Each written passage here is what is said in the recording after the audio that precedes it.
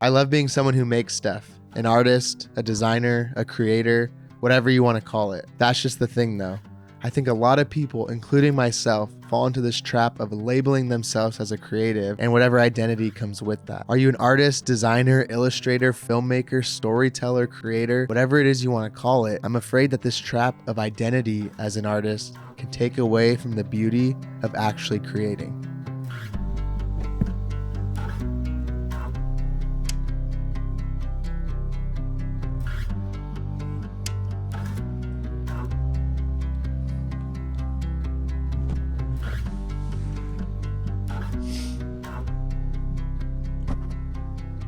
In my own personal experience, I juggle many different creative pursuits, but the main three are being an artist, a graphic designer, and a content creator. And if you put those three things into some kind of tri-circular Venn diagram thing with the three different disciplines, the sweet spot these days is somewhere right in the middle. That's where I like to live. And if you want to get real heady with it, you can zoom out even more. And then circled around that would be like creative. And then you can fill in all the different hobbies and creative pursuits that you do, or anything that is considered a little bit more right-brained. Having all these creative labels or artistic identities can be both a blessing and a curse. When I look at it from a negative perspective, it makes sense to think, since I'm juggling those three disciplines, they only get a divided amount of my time and energy. It's impossible for me to put 100% into three different crafts. So I'm only 1/3 as good of an artist, designer, or content creator that I'll ever be. Looking at stuff this way can really cause my imposter syndrome and identity crisis as an artist to set in.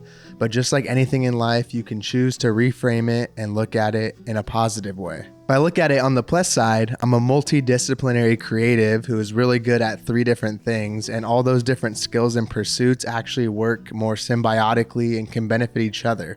Getting good at one thing can help be better at the other thing in various different ways. By opening yourself up to new creative pursuits and being vulnerable enough to try and learn new things, you not only get better at those new things, but you learn new skills that you can translate into the actual passions that you already love. Getting more into content creation has actually made me a better designer.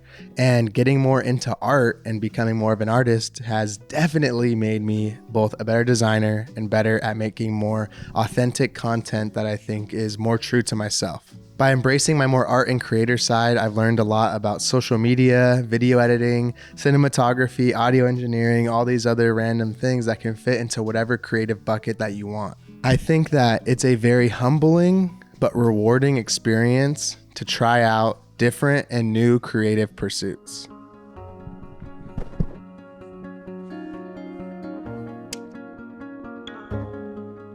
I think one of the main driving factors of even how I get into these modes of like, who am I? What is my purpose? How do I find the most fulfillment as a creative? Is because it takes so fucking long to just get good at one thing. When you introduce new creative pursuits or new hobbies or new interests, it almost feels like a betrayal to that one true passion that you first got into and first got started with, and just that first thing that really gave you that creative spark. For me, that's design. So no matter what other creative pursuit I get into, it's almost impossible for me to not look at it through this lens of design. It took me so long to just get comfortable with my skills as a graphic designer to work on client projects and other people's visions that this is why it was so intimidating for me to start becoming a content creator, or me to start doing more artist stuff like collage and personal projects. There's just so many nuances to it. I know for a fact I would 100% be a better designer if I didn't put all this time into art and content creation. And at moments I have tried that. I've tried to double down on being a professional graphic designer and put some more of this stuff to the side.